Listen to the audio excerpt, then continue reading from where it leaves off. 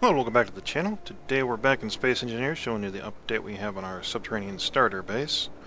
Pretty much at a point where we're ready to more or less publish it once we finish one more feature. So you can see what we have is we've expanded the kind of landing pad area to have 4 openings rather than just the 2. The surface all looks relatively the same. Still have the laser antennas, and we've added the down ramp here for your entrance. Basically this is how you'll get in and out of the base. Now, it has a series of airlock doors, and all the compartments are pressurized, as you can see there. Back behind this is our cryo area, and we're going to actually add a med bay in here as well. Go ahead and run up to our central hub. As you'll recall from the previous video, the hub is basically the center of all traffic. Branches off to all the different sections. We've done some minor changes to the hangar, nothing too big. And right now it is without a strike craft, since we've been fiddling with several designs to fit the vertical takeoff for the hangar doors. So you can see we added some lights, of course ventilation, and then sloped up the armor near the stairs.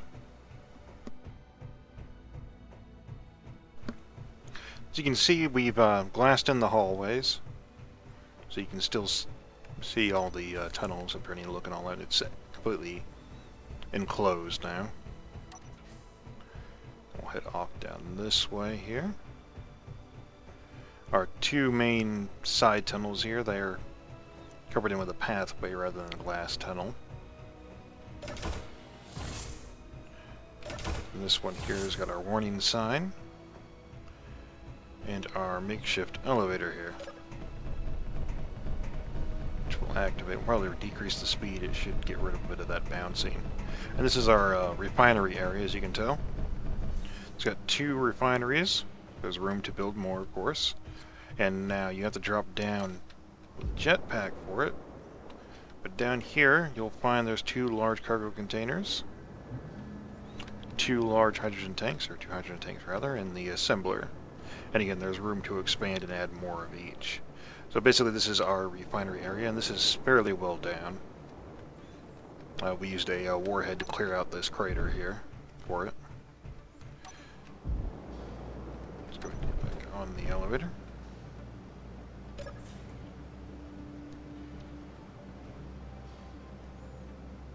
Basically that has all your refinery and storage at the lowest point of the base, so it's a lot more safe there from attack. And of course our conveyor system actually runs under our feet. It's under the armor plating and all that, and it basically, we have our conveyor set up to run on the bottom of every part of the base to add extra protection for it, you know, so when you're taking attacks on the surface you don't have to worry about your conveyors getting snipped. Now down here we've actually not finished this, and this is the last part we're going to add. This is going to end up going to the surface here, and it is going to basically be where you dock your various craft and mining utilities and whatnot. And it unloads into the cargo, which goes down to the center.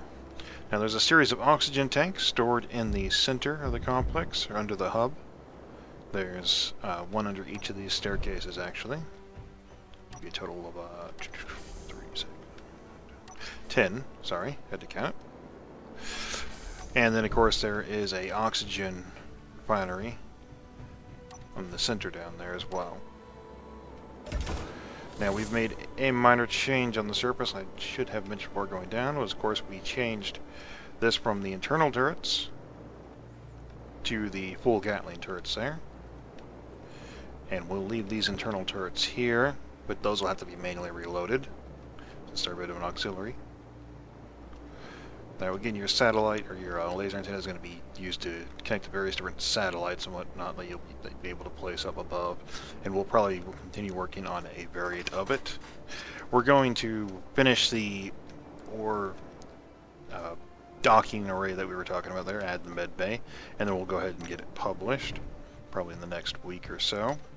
And then we're actually going to start on a new map with a similar design. What we've decided was, after some testing, that having it this shallow while good for your conventional attacks and all that, it doesn't work too well against actual warhead attacks, like bombers that'll drop an actual warhead on you, or a series of warheads. So our experiments with the subterranean bases show that we basically just need to dig down a bit deeper. The idea is that you want to have the base completely protected from any low flying or low orbit bombs or missiles or any other sort of device that uses the actual warhead, because the payload on it is rather significant now. It'll actually blast away most of this dirt. For example, if we, you know what, actually, let's go ahead and do a quick save here, and I'll show you exactly what we mean.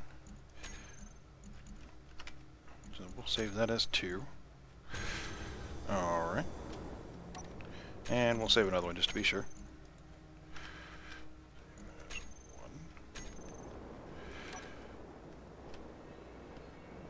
So, pull up our G menu here. Place one block there.